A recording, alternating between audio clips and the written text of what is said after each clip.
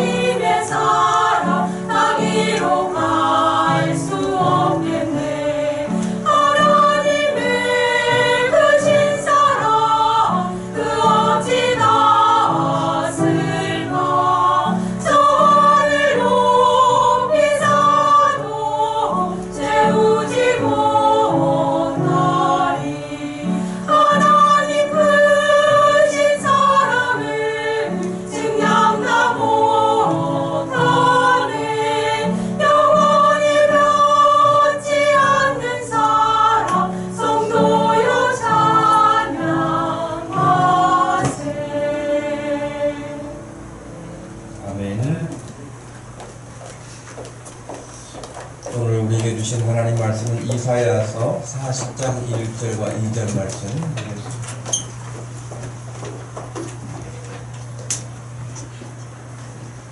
구약성경 이사야 40장 1절과 2절 말씀.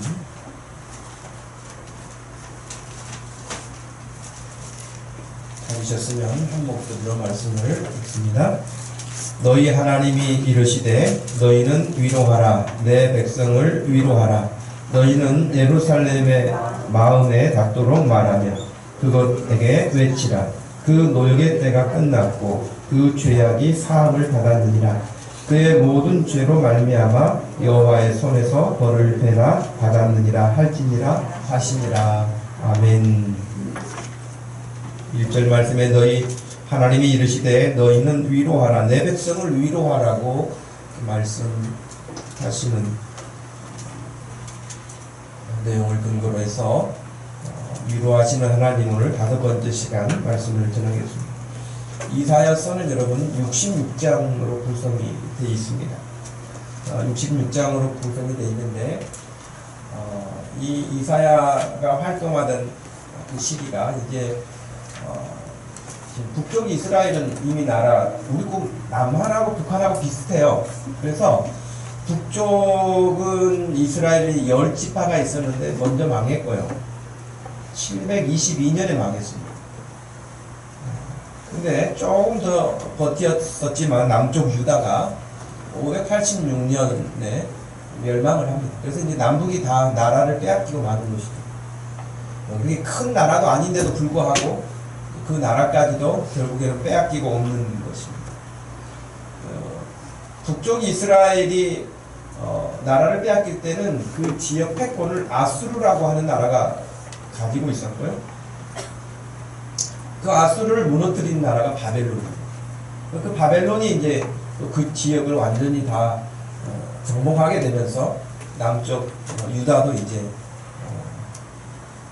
공격하게 된 것이죠. 그래서 완전히 이제 나라를 잃게 됐는데요.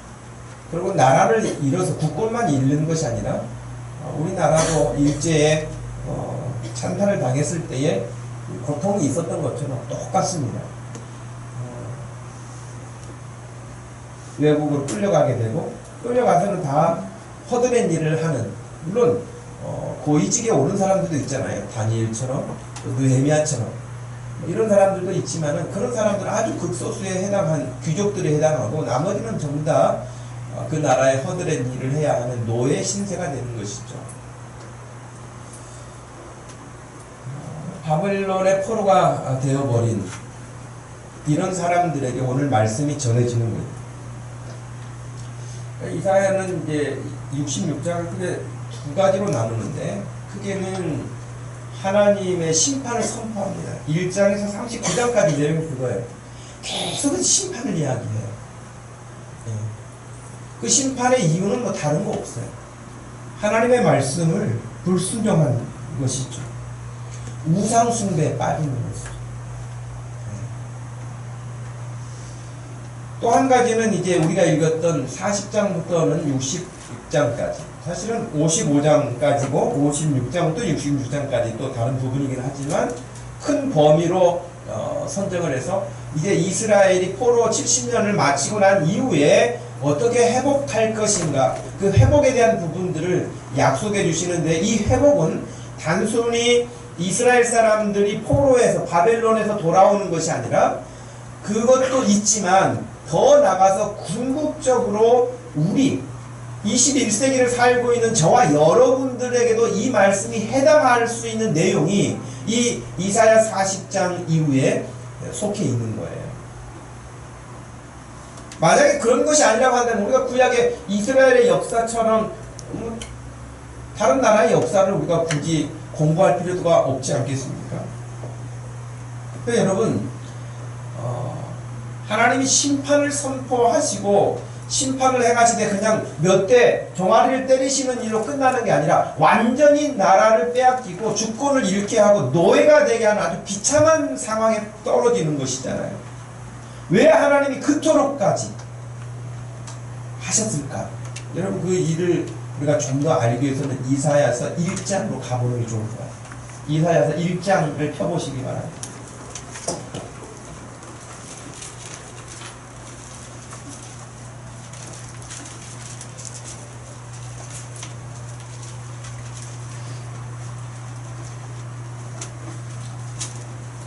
이사야 1장 말씀을 보시면 그 시대 상황을 우리가 좀 읽을 수 있는데, 1절에서는 어느 시대인가를 우리에게 알려주는 거고요. 2절 말씀부터 한번 1장 말씀을 쭉 보도록 하겠습니다. 저하고 한 절씩 교독하겠습니다. 하늘이여 들으라, 땅이여 귀를 기울이라. 여호와께서 말씀하시기를 내가 자식을 양육하였거늘 그들이 나를 거역하였도다.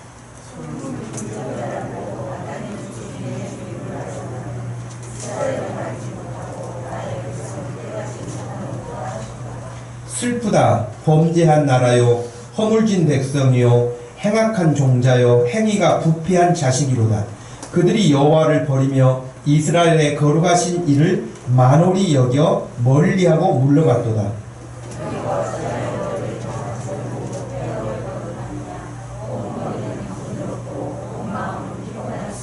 발바닥에서 머리까지 성한 곳이 없이 상한 것과 터진 것과 새로 마른 흔적뿐이거늘 그것을 짜며 싸매며 기름으로 부드럽게 함을 받지 못하였도다.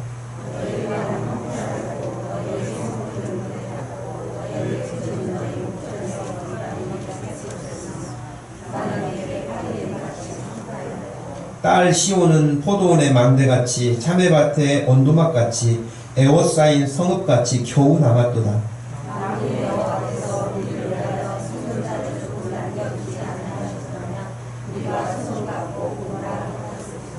너희 소돔의 간원들아 여호와의 말씀을 들을지어다.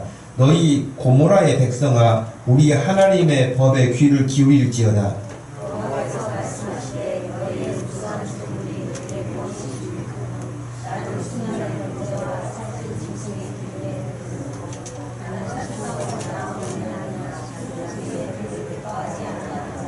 너희가 내 앞에 보이려 오니 이것을 누가 너희에게 요구하였느냐. 내 마당만 밟을 뿐이니라.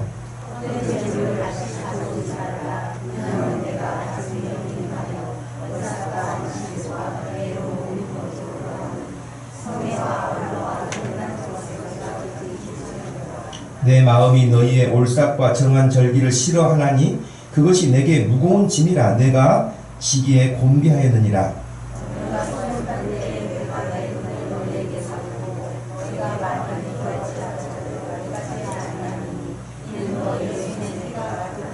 너희는 스스로 씻으며 스스로 깨끗하게 하여 내 목전에서 너희 악한 행실을 버리며 행악을 그치고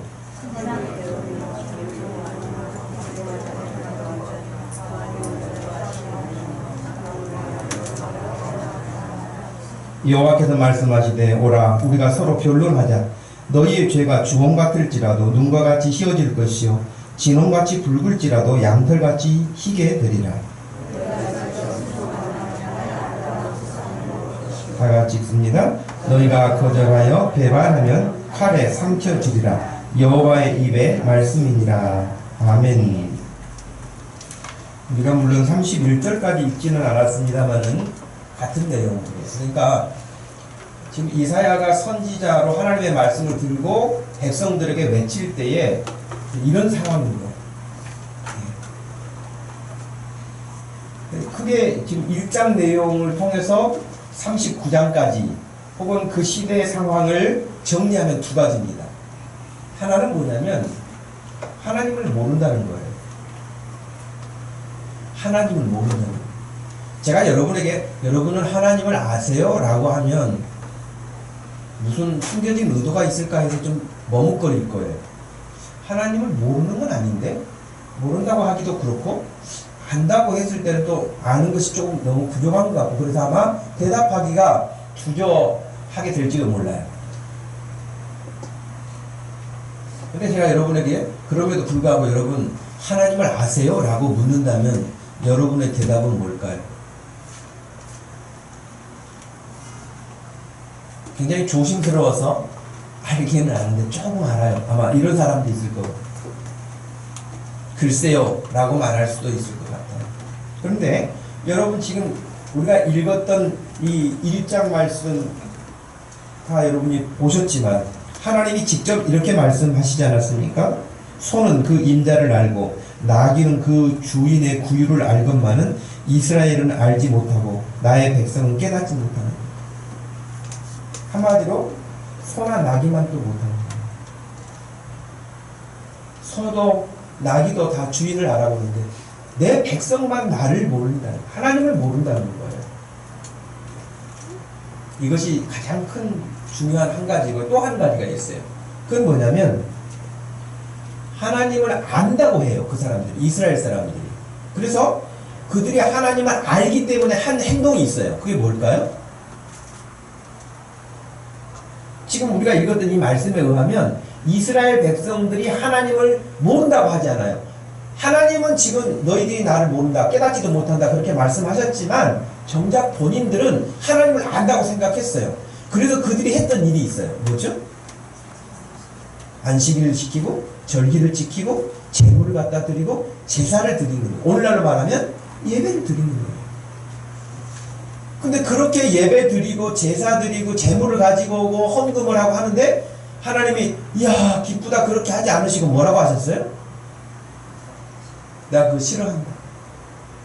모이지도 말아라. 그 당시 성전의 사람들이 제물을 들고 와서 제사한다고 오는데 너희들이 와서 내 마당만 밟을 뿐이다. 오지 말아라. 이 두 가지. 하나님을 모르면서도 하나님을 아는 것처럼 착각해서 자기들의 종교 행위를 무한 반복하고 있는 거예요.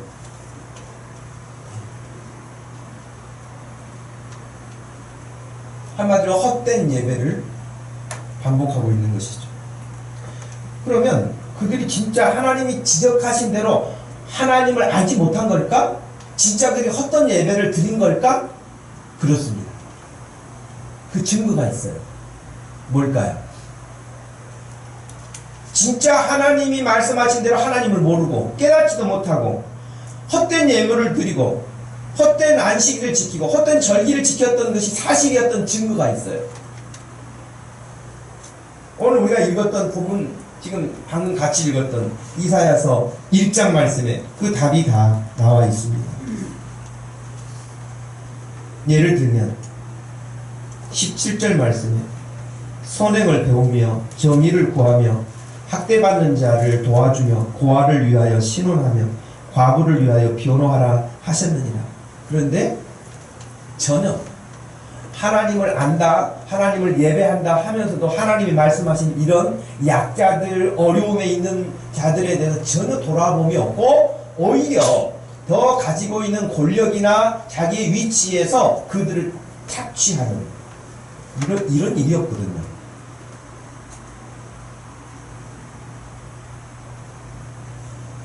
그렇지만 하나님 말씀 그대로죠.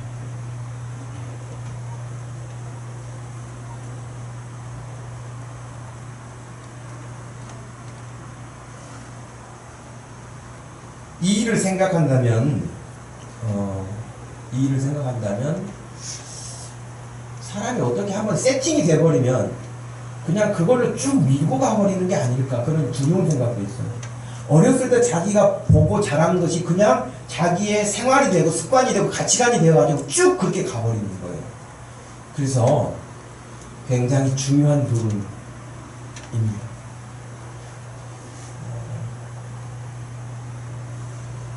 제가 이제 쭉 교육전도사 때부터 교회 생활을 이렇게 해오는데요. 많은 성도들을 보고 또 교회 자녀들도 어린아이부터 청년들까지 이렇게 보고 그러는데 몇 가지로 나뉘어요. 어떤 집안은 제가 봤을 때는 부모 믿음이 아주 성숙하거나 아주 정말 그런 높은 수준에까지 가지 않았는데도 불구하고 아주 단순하게 절대로 하나님을 떠나서는 안 된다, 이런 부모가 있어요. 제가 봤을 때 그분이 10년 20년 믿었을지라도 믿음이 성장하지 않은, 그냥 하나님을 믿는 사람이기는 해요. 그러나 성숙한 사람이라고 할 만큼은 아니에요. 그런데도 분명한 한 가지는 절대 하나님을 떠나서는 안 된다고 자녀들에게 강력하게 가르치고 요구하는 부모님들이 계세요. 또 한 부류는 어떻게 보면 이 사람보다도 더 믿음이 좋아요. 그런데도 불구하고 자녀들에 대해서 강력하게 요구하지 않아요. 어느 선에서는 포기하고 놔둬요. 결과가 어떻게 될까요? 물론 절대 주일날 딴 데 가면 안 돼, 예배 빠지면 안 돼, 이렇게 가르침을 받는 자녀들은 불평이 많아요. 그리고 마음에도 없는데 가서 무슨 유익이 있냐고 투덜거려요. 그런데도 불구하고 그 아이들이 믿음 안에서 철이 들면서 성장해요. 근데 그렇지 않은 부모들을 제가 여러 교회를 사역하면서 경험했던 바에 의하면 하나님을 떠나는 경우가 많아요. 어찌 보면 부모 입장에서도 막 해볼 만큼 해보는데 안 되니까 지치기도 하고 포기하고 싶은 마음도 생기겠죠. 놔둬버리는 거죠. 그러면 옳거니 하고 사탄이가 낚아채지 않겠어요? 우리의 싸움은 어떻게 보면 단순한 것일지도 몰라요. 윤주가 엄마가 지금 교회를 오늘 못 오셨는데 윤주가 교회를 왔단 말이죠. 윤주는 엄마가 교회를 나오시기 전부터 사실 나온 아니죠. 쉬운 일은 아닐 거라 생각해. 나는 이제 윤주가 예를 들면 또 사춘기적 어떤 그런 시기를 지나고 그러면서 마음의 갈등도 있고 어떨지는 모르겠지만 그래도 교회 출석을 하고 또 부모님이 엄마가 말씀하신 것을 잘 따라서 교회를 출석하고 있는 것은 그 인생에서 복받을 일이라 그렇게 생각해요. 그건 복받을 일이에요. 지금이야 뭐 별로 나타나는 게 없어 보이죠. 반드시 그 일을 하나님이 기억하실 거예요. 이스라엘 백성들이 하나님을 섬기는 그 일에 있어서 어렸을 때 그냥 흘려버렸던 것이 습관이 돼서 나중에는 하나님을 아예 떠납니다. 우리 자녀들에게 제가 말씀을 드리고 싶은 것은 그래요. 여러분들이 신앙이 성숙하지 못할 수 있고 하나님에 대한 경험이 없을 수 있어요. 그런데 부모님이 거짓을 부모님이 여러분을 욕되게 하는 그런 계획이 아니라고 한다면 부모님 말씀을 순종하는 게 지혜이고 축복이 될 줄로 믿습니다. 왜? 아무리 부모가 여러분들 눈에 보기에 무능해 보일지 모르고 또 지혜롭지 못하게 보이려는지 모르지만 그래도 여러분보다 인생의 수많은 시간을 값들여서 다 지나온 사람들입니다. 경험자들입니다. 그 경험이 여러분을 가로막는 장애물을 역할하는 어떤 영역도 있을지 모르지만 그러나 큰 인생의 울타리에서 하나님을 경외하는 그 일에서만큼은 틀림이 없다고 확신합니다. 여러분, 이사야 시대에 그렇게 선지자가 외쳤는데도 불구하고 전혀 듣지 않았습니다. 결국 하나님의 무서운 심판이 그 땅에 내리게 되어서 왕들은 비참하게 어떤 왕은 여러분 눈을 뽑히는 그런 수모를 당하게 됐어요. 다른 사람보다 왕이 질질 끌려가는 그런 수모를 당하게 되었습니다. 하나님께 성전에서 예배드리던 그 화려한 성전을 완전히 다 불타버리고 거기서 쓰던 금으로 만든 집기들 다 뺏어가 버리고 완전히 황폐한 그런 성전이 되어버렸습니다. 모든 게 무너진 것입니다. 뿐만 아니라 부모 세대가 하나님을 잘 경외하지 않기 때문에 그들을 따라서 그 자녀들 역시 하나님을 경외하지 않았는데 부모들 뿐만 아니라 그 2세대, 제3세대까지 포로 생활을 하게 된 것입니다.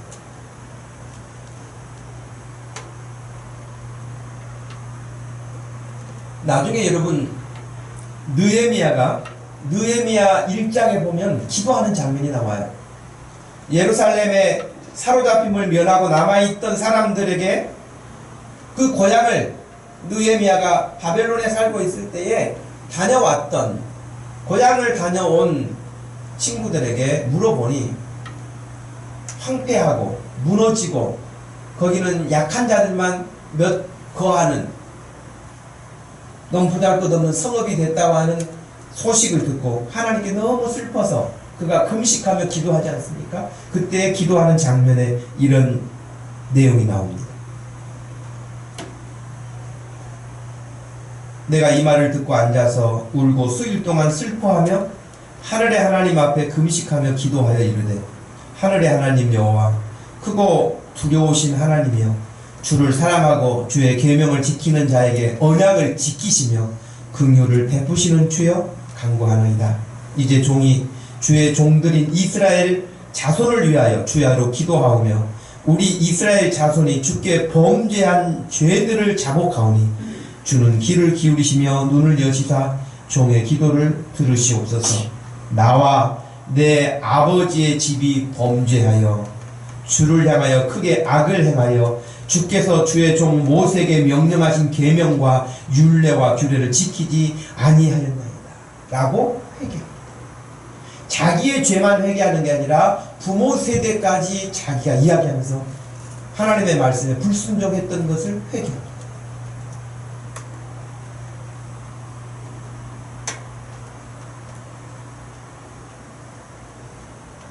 여러분, 우리가 읽은 1장은 포로가 되기 전의 모습이라면 40장부터는 포로 생활에서 돌아오는 자들이 듣는 말씀이에요. 그러니까 40장부터 듣는 말씀 대상이 누구냐? 아주 나이가 많은 1세대들, 포로로 끌려간 1세대들이고요. 그 다음에 그 자녀들 2세대, 그리고 바벨론에서 태어난 제3세대까지 있어요. 그러면 벌써 1세, 2세, 3세대 사이에는 차이가 많이 납니다. 1세대들은 마음에 고향을 가고 싶은 마음이에요. 본국을 가고 싶은 마음. 그죠? 우리도 남북 이산 가족들이 만나는 지금 한 5만 명 정도가 남으셨다고 하지만 다 고령자들이어서 언제 돌아가실지 모르는데, 우리가 봤을 때는 그 불편한 몸, 응급 구급차를 타고 가야 하는 그런 정도가 됐는데도 불구하고 상봉을 하기 위해서 가잖아요. 형제들 만나기 위해서 가잖아요. 그 마음을 2세대, 3세대가 어떻게 알겠어요? 모르죠. 그러니까 바벨론의 포로 생활하는 중에도 돌아가야 될 텐데, 고향으로 돌아가야 될 텐데, 하나님 앞에 우리가 잘못한 것을 하나님께 용서를 구하고 다시 회복되어야 될 텐데, 그런 1세대들도 있는가 하면 2세대들은 그냥 부모에게 늘 그런 이야기를 듣기는 했지만 별로 실감이 덜 날 수도 있을 거예요. 3세대는 아예 그런 생각이 없이 바벨론 문화에 익숙해졌을 수 있을 거예요. 그런 사람들에게 지금 이사야가 외치는 거예요. 돌아가야 된다. 하나님이 우리를 다시 돌이키셔서 고향에 갈 수 있게 됐다. 나라를 회복할 수 있게 됐다. 라고 하는 그 메시지를 전하는 겁니다. 그러면 지금 우리 같으면 할렐루야 할 것 같은데 할렐루야 하는 사람이 많지 않습니다. 하나님을 사모하는 사람들에게는 다시 돌아가서 성전을 회복하고 하나님께 예배하고 나라를 국고를 회복하는 이런 일들을 기대하고 있겠지만, 그렇지 않은 사람들에게는 이게 여기 정착해서 살만한데 또 여기 다 놔두고 가야 된다는 말이냐 라고 하는 생각 때문에 그렇게 돌아갈 수 있는 기회가 주어졌는데도 안 간 사람들도 많습니다. 여러분. 2세대, 3세대는 여러분 더 말할 거 없지 않겠습니까?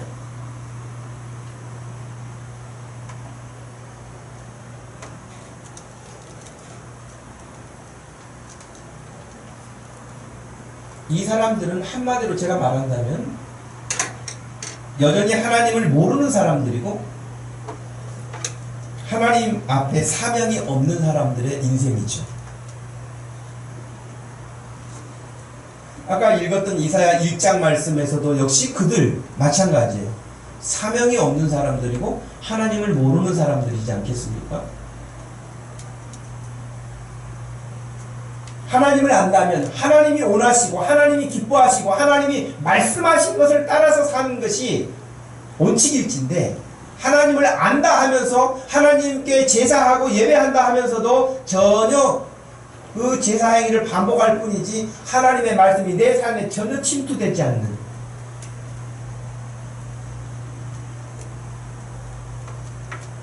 그래서 오히려 약한 자들을 더 함부로 하는 그런 일들이 아이러니하게도 일어난 것이죠. 제가 지난 금요 기도회 마치고 한 방송사에서 취재한 지금 현실의 어려운 자영업자들에 대한 방송 프로그램을 봤습니다. 물론 이런 IMF 시대 때에도 다 사업이 이렇게 문을 닫고 어려운 사람들이 많았지만 그 중에 오히려 IMF가 기회가 된 사람들도 있긴 있어요. 그러나 그런 사람들은 소수지요. 지금도 어려운 형편들의 그 취재 내용들이었는데, 어떤 할머니죠. 70이 넘으셨으니까. 편의점을 가입했을 때 거기서 이야기해 주기는 매월 150만 원은 순수익이 생깁니다 라고 해서 자기가 시작을 했다는 거예요. 몇 년 전에 시작하신 거죠. 그런데 아침 7시에 출근해서 밤 7시까지 하시는데 자기 손에 들어오는 것은 50만 원이 안 되는 거예요. 10시간 이상을 하고요. 그래서 밤에는 24시간 못하고 문을 닫습니다. 예를 들면 그런 분들의 이야기가 너무 많아서요. 제가 그 내용의 그 취재의 의도가 어떤 것인지는 모르지만 어떤 부분들도 언급이 된다면 정말 열심히 일을 해서 별로 상권이 그렇게 일어나지 않았던 지역들인데도 상권이 살아나서 사람들이 몰려오기 시작하고 인기가 있고 그러니까 계속 월세 올려달라고 하고 보증금 올려달라고 하니까 감당이 안 되는 거예요. 세입자들이 열심히 일을 할 뿐이지. 그래서 현대판 소장농이라고 그래요. 자기들을 옛날에 대지주들이 있고 1년 내내 농사져서 자기들이 식구들 겨우 먹을 거 쌀 조금 받는 거 말고는 없는 것처럼 지금도 열심히 일하고 건물주들에게 다 갖다 상납하는 그런 구조가 돼 있다는 거예요. 현대판 소장농이라 그렇게 이야기를 하던데요. 여러분 좀 어른들은 기억에 남아 있겠지만 옛날에 오렌지족이라고 들어보시지 않았습니까? 80년대 오렌지족 그러면 압구정동 거리에 오렌지족들이 미국에서 유학 마치고 들어온 자녀들, 돈 많은 집의 자녀들, 거기서 한국 모습과는 전혀 다른 헤어스타일도 다르고 옷 입는 것도 다르고 생각도 다르고 그래서 그것을 오렌지족이라고 그랬죠. 근데 오렌지족 못 되면서 그렇게 또 흉내내는 사람들을 뭐라 그랬습니까? 낑깡족이라고 놀리기도 하고 그랬죠. 근데 그렇게 오렌지족들이 판치고 활개하던 압구정동이 계속 세를 높였어요. 그게 견디지 못하고 다 나가버린 거예요. 그 거리가 죽어버렸어요. 상권이 다 죽어버린 거예요. 빈가게가 넘쳐나는 거예요. 그래서 이 사람들이 어쩔 수 없이 세입자들의 월세를 낮춰주기 시작했어요. 그 상가인들이 조직이 돼서 많게는 50%를 할인해주고 어떤 데는 30%를 할인해주고 사람들이 다시 들어와서 상권이 지금 살아나고 있다고 하는 것이 그 취재 내용의 결론이었어요. 이 이야기는 뭐냐면 여기 우리 성도들이 건물주가 여기 없잖아요. 그죠? 그러니까 우리가 할 말은 아니지만 이 땅에 예수 믿는 사람들이 건물주라면 자기 손해 보면서 건물 저는 그 세를 깎아달라고 하고 싶진 않아요.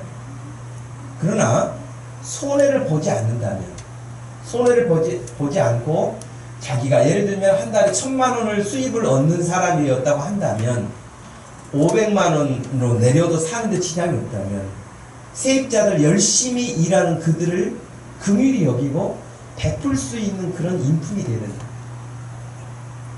그게 하나님이 원하시는 거예요. 가난한 자들, 고아들, 과부들을 돌보라고 하는 말은 사회적으로 연약한 자들을 보호하라는 거예요. 그런데 이스라엘의 그 지도자들은 오히려 그 가지고 있는 권력을 가지고 그들을 더 마음껏 주물렀고 마음껏 장치했죠. 하나님이 너무너무 화가 나십니다. 기뻐하시잖아요.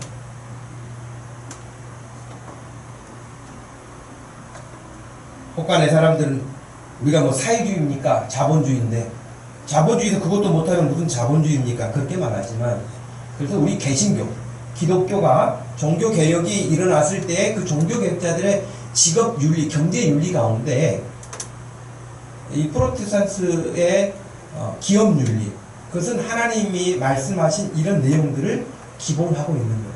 그저 자본주의 어떤 원리에 따라서 시장 원리에서 돈을 많이 버는 것에 목적이 있는 게 아니고 그것을 잘 분배할 줄 알고 이웃과 더불어 살 수 있도록 하는 그런 기업윤리가 종교개혁자들이 가르쳤던 것이죠.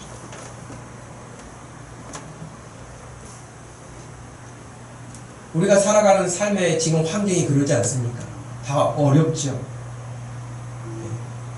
돈 만 원 쓰기는 쉬워도 그 돈 만 원 벌기는 최저임금 업체 가서 하려면 1시간 이상 일해야 되지 않습니까?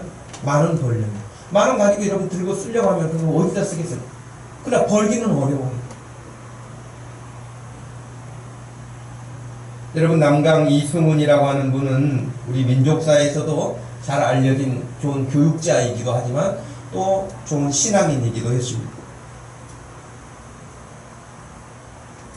그가 오산학교라고 하는 교육사업을 통해서 학교를 세우고 늘 졸업생들이 생길 때마다 자기 집에 초청을 했다고 그래요. 그리고 이렇게 물어봤다고 합니다. 그래, 윤구는 이제 졸업하고 난 다음에 뭘 할 거지? 라고 물어보면, 저는 공부를 계속해서 의사가 되겠어요. 그럼 김군 너는 무슨 생각이야? 저는 변호사가 되어서 억울한 사람들을 잘 이렇게 호소를 들어주고 억울한 일이 생기지 않도록 하겠어요. 뭐 직업들을 쭉 이렇게 물어봤다고 합니다.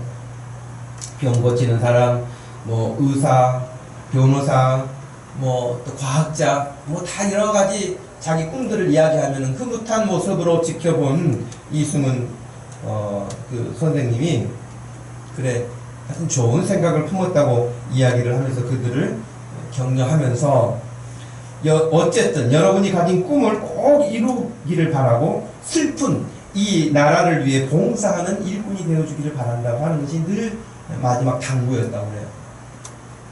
그러면서 헤어질 때에 남강 이승훈이 길에 떨어져 있는 쓰레기를 치우려고 하는 학생들이 선생님 저희가 하겠습니다 라고 그렇게 할 때마다 말렸다고 합니다. 그러면서 하신 말씀이 열심히 공부하는 일은 여러분들의 몫이고 이런 청소는 내가 해야 될 몫이다 라고 하면서 장차 모두 나보다 훌륭한 사람이 될 인재들인데 어찌 이런 일로 시간을 빼앗길 수 있겠느냐. 언제나 현실에 안주하지 말고 늘 마음속에 쓰레기를 치워서 훌륭히 성장하기를 바란다 라고 했다는 거예요. 그러니까 너희들이 지금 나보다 더 훌륭한 사람이 될 터인데 지금 쓰레기나 줍고 있으면 되겠냐. 이런 건 내가 해도 되니 너희들 더 열심히 공부해서 나라와 민족을 위해서 일하라. 이런 어떤 민족혼을 심었던 그런 스승이었죠. 여러분 거창고등학교라고 하면은 뭐 거창 서울 뭐 강남처럼 유명하지도 않지 않습니까? 그런데 거기는 유명한 게 두 개 있어요. 거창에는 거창고등학교라고 하는 게 있어서 유명해요. 하나는 주일학교가 거창중학교에 주일학교가 몇천 명 모이는 데가 있어요. 갔다 온 목사님 이야기를 들어보니까 토요일이면 예배당 건물이 이렇게 다 계단이 있는데 초등학생, 중학생 할 것 없이 다 교회 와가지고 뭐라고 하면 계단 올라가는데 동판 이렇게 미끄러지지 않도록 되어 있는 심지 있잖아요. 그것을 반짝반짝 빛이 나도록 애들이 다 닦고 있다는 거예요. 학생들이. 물어봤대요. 그랬더니 내일 새 친구들이 우리 교회 오는데 그 친구들 기분 좋게 청소하고 있다는 거예요. 그렇게 이제 육장 중앙교회가 있어서 유명하고요. 또한 거창 고등학교 때문에 유명해요. 어떤 한 사람이 거창고 아이들의 직업을 찾는 위대한 질문이라는 책을 썼는데 학부모가 쓴 건데요. 거창고등학교를 졸업한 아이들을 추적해가지고 이들이 어떻게 살아가고 있는가를 연구해서 이게 답사를 해가지고 쓴 책이에요. 전영창이라고 하는 그 교장 선생님은 그 시골 깡촌에 들어가서 다 폐교 직전에 있는 학교를 일으키기까지는 자기 자신이 어느 한 대학의 부총장으로 초대를 받았지만 그럴 뜻이 없음을 밝히고 시골로 내려가서 그 꿈을 펼칩니다. 군사정권 아래 삼선 개헌에 반대하다가 미운털이 박혀가지고 그 학교가 완전히 폐교 직전까지 더 떨어졌습니다. 그런 제재를 받으면서도 불의에 타협하지 않고 꿋꿋하게 하나님의 말씀을 따라서 학교를 세워간 사람입니다. 아마 거창고등학교 하면 유명한 것이 있는데 직업선택의 10계명이라는 게 있어요. 이 10계명에 보면은 뭐 월급이 적은 쪽을 택하라부터 시작해서 내가 원하는 곳이 아니라 나를 필요로 하는 곳을 택하라 하는 10가지 여러 가지 의미가 있죠. 심지어는 마지막 10번째는 왕관이 아니라 단두대가 기다리고 있는 곳으로 가라. 4번에서는 모든 조건이 갖춰진 것을 피하고 처음부터 시작해야 하는 황무지를 택하라. 개척자가 되라 하는 그런 말이죠. 그 학교를 입학한 학생들 가운데는 이런 직업 선택의 10계명을 액자에서 만들어가지고 다 나눠주면 어떤 학생들은 그것을 던져가지고 다 깨버린 학생들이 있다는 거예요. 세상 이렇게 살아가지고 어떻게 우리한테 살라고 하느냐. 그러면서 실제로 그랬다는 거예요. 그런데 이것이 단순히 남들에게 보여주기 위한 구호로 끝나는 것이 아니라 실제 그 아이들이 3년간 거기서 공부하면서 거기서 선생님들이 가르치고 교장 선생님이 가르치는 그 가르침에 녹아나서 학교를 졸업하고 난 이후에 의사가 되고 판사가 되고 사회 지도자들이 됐을 때에 이 학교를 졸업한 사람이 지은 다리는 무너지지 않고 건물이 무너지지 않고 의사가 양심적이고 판사가 불의함에 타협하지 않고 공정하게 재판하는 하는 이런 일들을 실제적으로 나타내게 된 것이죠. 이것이 그리스도인들이 살아야 될 사명 아니겠습니까? 이사야 시대에는 이렇게 하지 않았습니다. 지금 어떻게 하든지 나 잘 살기 위하여서 모든 것들을 무시하고 하나님도 무시하고 그냥 먹고 마시고 즐길 수 있다면 그건 더할 것도 없는, 바랄 것도 없는, 윤리도 없는, 신앙도 없는, 그래서 나라가 망했던 구약의 이사야 선지자 시대의 이스라엘과 다를 바 없는 그런 모습을 갖게 되는 것이죠. 우리 인생은 그저 먹고 마시고 즐기기 위해서 이 땅에 보냄을 받은 사람들이 아닙니다. 하나님께서 우리를 이 세상에 보내셨을 때는 하나님의 형상으로 지음을 받아 하나님이 하시는 일을 대행하도록 우리에게 하나님이 기회를 주시고 인생을 멋지게 살 수 있는 환경을 우리에게 주신 것입니다. 비록 그들이 범죄함으로 말미암아서 나라를 잃었지만 하나님이 그 복역의 때가 끝났고 다시 하나님이 회복시키셔서 그들에게 새로운 사명을 주시고자 할 때에 그들이 그 하나님의 말씀에 회복의 메시지를 듣고 할렐루야 하면서 감사할 수 있어야 되는데 그렇지 못한 분들도 있었고 학수고대하며 기다리던 사람들은 하나님 앞에 감격의 눈물을 흘리며 예루살렘으로 돌아와서 지도자들과 더불어서 성벽을 재건하고 성전을 재건하는 그런 일들을 감당하게 됩니다. 이번 주에 남북 정상회담이 3차 회담이 열리지 않습니까? 우리가 남북이 분단된 지가 73년이 됐습니다. 이스라엘은 70년 포로 생활 마치고 다시 돌아왔습니다. 그래서 우리는 70년이 지나고 73년이 됐는데도 지금 분단 국가로 있지 않습니까? 저는 또 어떤 한 면에서는 기대가 되기도 해요. 하나님이 73년 된 분단 국가 이 민족의 그 아픔을 상처를 싸매실 수 있는 기회를 만들고 계시지 않나요? 여러분 그 일을 위해서도 기도하셔야 돼요. 나라를 위해서 민족을 위해서 우리가 기도해야 될 부분이죠.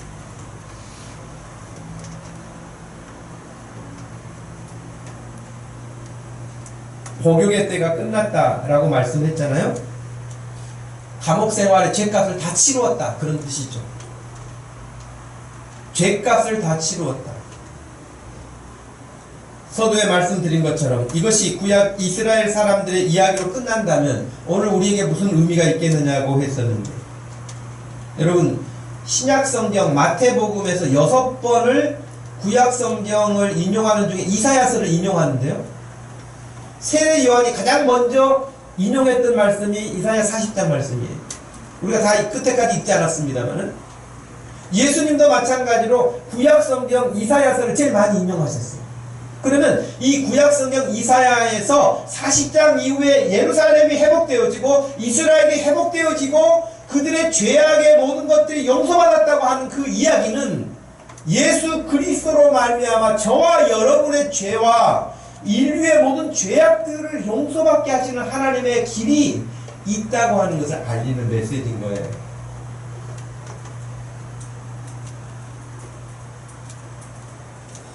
예수님이 이 땅에 오셨습니다.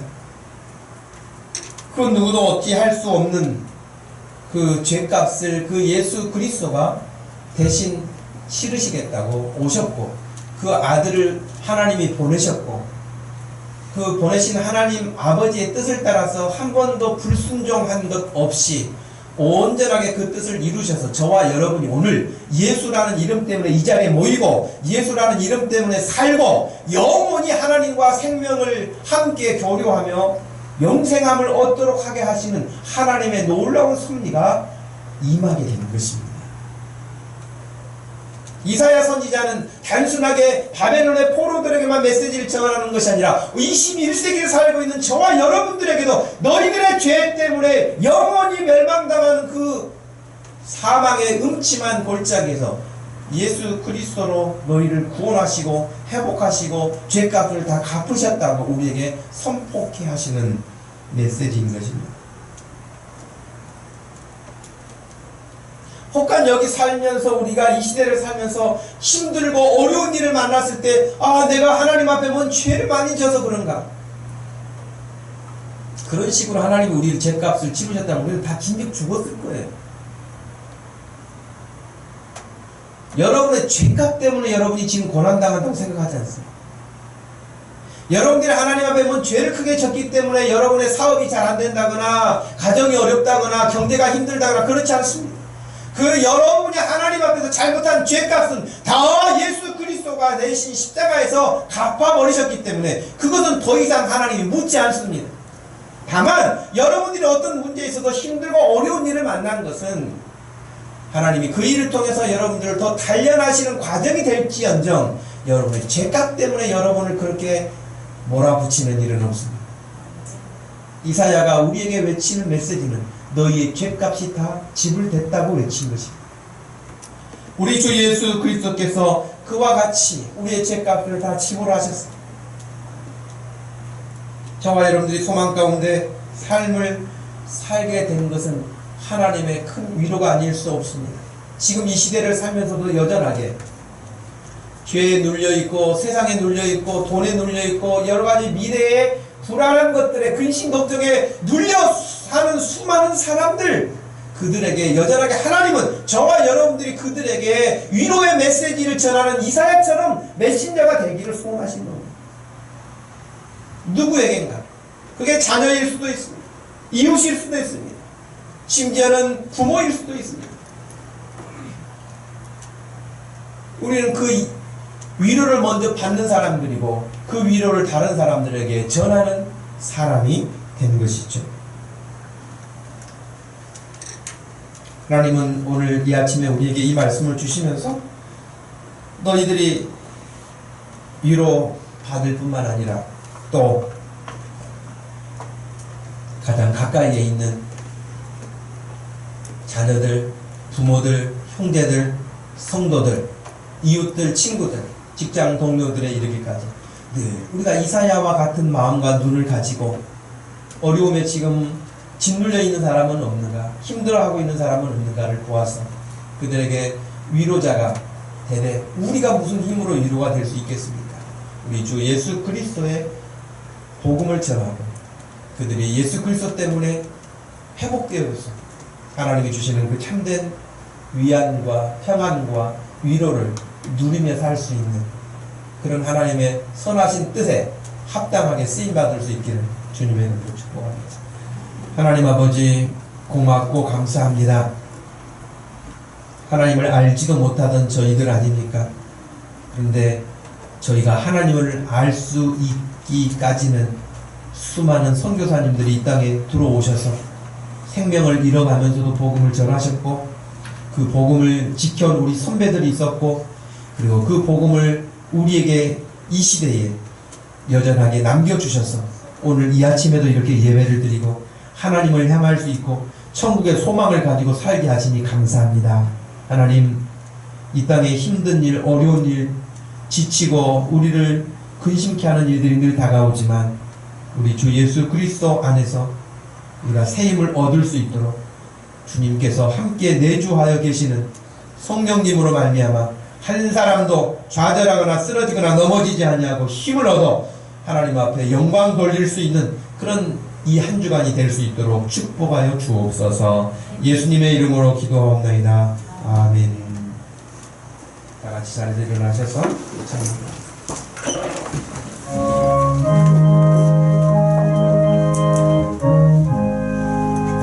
주 예수